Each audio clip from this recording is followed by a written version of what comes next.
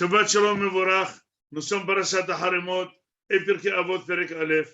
Là, au moins, dans la Parasha, on est un petit peu séparé entre Eretz Israël et Chutz La'aretz, mais Pirkei Avot, tous on commence, presque tous, parce qu'il y a ceux qui ont déjà commencé la semaine dernière, ils vont commencer ce Shabbat.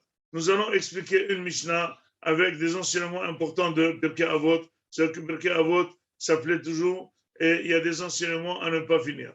C'est marqué dans la Mishnah Zayin dans Perek Aleph. Nitay Arbeli Omer.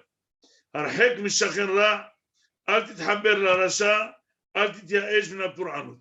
Arhek mishachen ra, éloigne-toi d'un mauvais voisin, ne te colle pas à un rachat et ne perds pas espoir quand tu reçois des coups. On va expliquer une à une. Tout d'abord, Arhek mishachen ra. Pourquoi il faudrait s'éloigner d'un shachen ra? Il faut savoir qu'un mauvais voisin, c'est un voisin qui embête, c'est un voisin qui fait des coups, c'est un voisin que tu es toujours en examen avec lui et toujours ça fait une haine avec lui.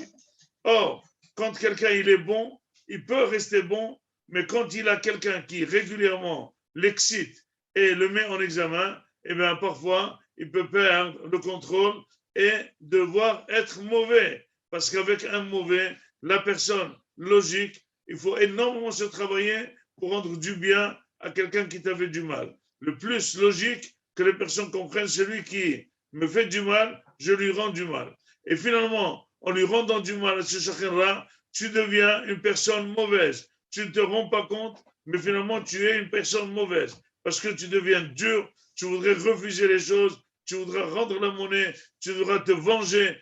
Toutes les mauvaises qualités, tu les acquiers. Toutes les mauvaises méthodes. C'est pour ça que ne te mets pas en épreuve. Ne te mets pas en épreuve. Ne te mets pas en épreuve. Éloigne-toi d'un mauvais voisin. Tu reçois ton calme. Tu n'es pas toujours obligé d'être travaillé, d'avoir des insomnies et surtout de ne pas rendre la monnaie, de ne pas devenir mauvais. La personne doit faire un effort énorme pour rester bonne, pour rester avec les bonnes méthodes. Pour ce faire, si jamais on est entouré avec quelqu'un qui te pousse et t'excite à des mauvaises méthodes, il faut le quitter. Parce que à force de forger, on devient forgeron, il arrivera à te rendre mauvais. Il arrivera à te déplacer. Il arrivera à te changer. Quitte-le. Arhek, c'est pas arhek. C'est pas quitte-le. Éloigne-toi, éloigne-toi, éloigne-toi. Deuxièmement, c'est marqué, il ne faut pas se coller au rachat. Écoutez, il ne faut pas se coller au rachat. Si d'un voisin, je devrais m'éloigner, c'est sûr qu'il ne faut pas s'éloigner du livre, qu'il faut se coller au rachat. Maintenant, ça veut dire qu'il faut être avec le rachat sans se coller. Mais il faut s'éloigner du rachat énormément. Énormément. C'est quoi un tabel rachat? Et là, il faut savoir que le rachat, parfois on est obligé de composer avec. Il peut être rachat voisin, il peut être rachat au travail, il peut être rachat de la famille, il peut être rachat un cousin germain, il peut être rachat dans toutes ses formes. Et finalement, ce n'est pas un voisin, ça veut dire qu'il ne t'excite pas régulièrement à devenir mauvais. C'est un petit peu moins. Mais le fait de te coller avec lui, tu deviens ami avec lui, eh ben, tu vas apprendre ses méthodes sans se rendre compte. Parfois, des amis, ils ont un langage déplacé. Des enfants parlent dans un langage déplacé. Tu dis, quel est ton ami?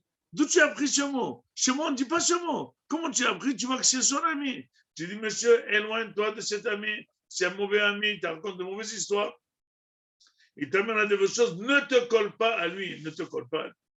Et la question qui se pose, vous savez, que finalement, tout notre travail des rabbanim, c'est se coller au Rechaim et essayer de les transférer, de les rendre mitchouva, essayer de les arranger. Donc finalement, c'est un petit peu l'effet contraire. Parfois, le rachat, c'est lui qui va changer le rab. C'est lui qui va t'amener dans des endroits que tu ne penses pas. Quelle est la force, quelle est la limite, pardon, qu'on a le droit de se coller à un rachat pour le rendre mitchouva? Or, il est clair que pour un rachat, si jamais tu veux le rapprocher, tu ne pourras jamais le faire si jamais tu restes loin, distinct, avec une distance. Non, il faut s'approcher avec lui, il faut manger avec lui, il faut parler, etc., etc. On devient amis, et puis il dit, bon, je suis prêt, d'accord. Qu'est-ce que tu veux que je mette des filines? D'accord. Je surveille Shabbat, ok. etc. Je laisse la barbe, on met, ok, il essaie de faire un effort, mais sans te coller à lui, il n'y a aucune chance, il n'y a aucune chance, il n'y a aucune chance. Donc, comment on peut dire, d'un autre côté, il y a une mitzvah, chez En Kedugmata, une très grande mitzvah, de ramener quelqu'un Bitshuva. La réponse est claire. C'est marqué, Vegam le Lot, Haolech et Avram. C'est marqué que Lot allait avec Avram. Pourquoi on a dit c'est Lot qui va avec Avram et c'est pas Avram qui va avec Lot?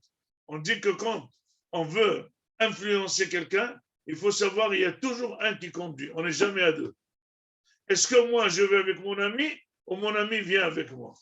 Celui qui est spécialiste du foot, il dit je prends mon ami avec moi. Celui qui est moins spécialiste, il dit je vais avec mon ami. Donc il y a toujours un important et un moins important.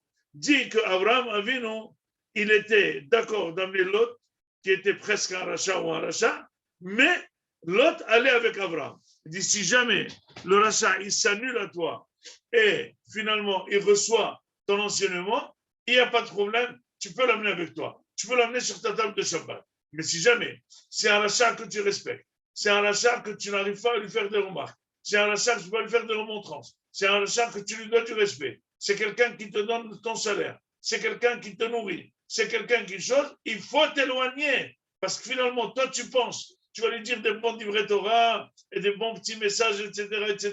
Peut-être, Yahzor Bitshuva. Mais finalement, l'effet, il n'est pas l'inverse, ce n'est pas le contraire. C'est lui qui t'influence et c'est lui qui te marque des buts et c'est lui qui te baisse dans ta spiritualité. C'est pour ça que Birkei Avot Nita Omer, Ata, ne te colle pas au rachat quand c'est le rachat qui est au volant. Si le rachat, il vient avec toi et c'est toi qui es au volant, extraordinaire, il faut le faire, c'est une très grande mitzvah. Mais si c'est toi qui te colle au rachat et soi-disant, tu vas sur le long terme, tu vas essayer de transformer, sache qu'il te transformera beaucoup plus vite que tu ne le penses. Ça, c'est la deuxième partie de Neta Arbeli. Troisième partie. Quelqu'un tombe malade, quelqu'un devient pauvre, quelqu'un reçoit des coups, quelqu'un divorce, quelqu'un il a des malheurs. Il ne faut pas perdre espoir. Pourquoi? Dit David Amelech, lechol tichla ra'iti ketz. À tout problème, j'ai vu une fin. Il ne faut pas du tout perdre espoir parce que Akadosh Baruch Hu, il donne une dose de médicaments, il donne une dose d'épreuve, mais il ne faut pas dépasser l'épreuve. Il faut savoir que l'épreuve, elle va se terminer. Si jamais tu perds contrôle, c'est comme quelqu'un en pleine opération de chirurgicale, il fait un arrêt cardiaque. Eh bien, il est parti, comme on dit en hébreu, l'opération a réussi, mais le malade est mort. C'est vrai que l'opération a réussi, mais le malade est mort. Or, si jamais tu tiens un coup, tu reçois. Justement, le but de chaque épreuve qu'Akadosh Baruch Hu te donne de te punir ou on va d'effacer les avonotes, a un but précis. C'est quoi? C'est que tu t'approches d'Akadosh Baruch Hu et que tu comprennes que c'est de lui que viennent toutes les punitions et tous les malheurs. Il n'y a personne qui t'a pu t'envoyer ça. Si jamais tu perds le contrôle, ça veut dire ou tu ne veux pas recevoir la punition, ou tu n'es pas sûr que ça vient d'Akadosh Baruch Hu, tu dépresses. Non. Jamais ne faire iouch. Avoir toujours de l'espoir. Cet espoir, il fait vivre.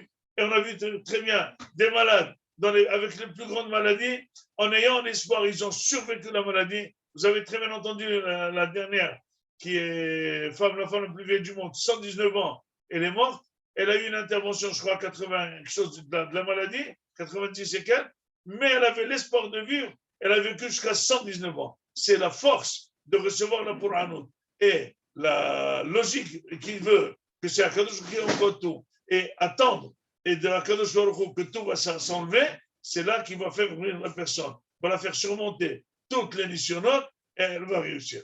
Voilà, madame, voilà, messieurs, les trois enseignements d'une taille arbeli. Leitrahet mishachera, lo leithaber la rasha, velo leitaesh na Pouranout. Shabbat shalom umevorach.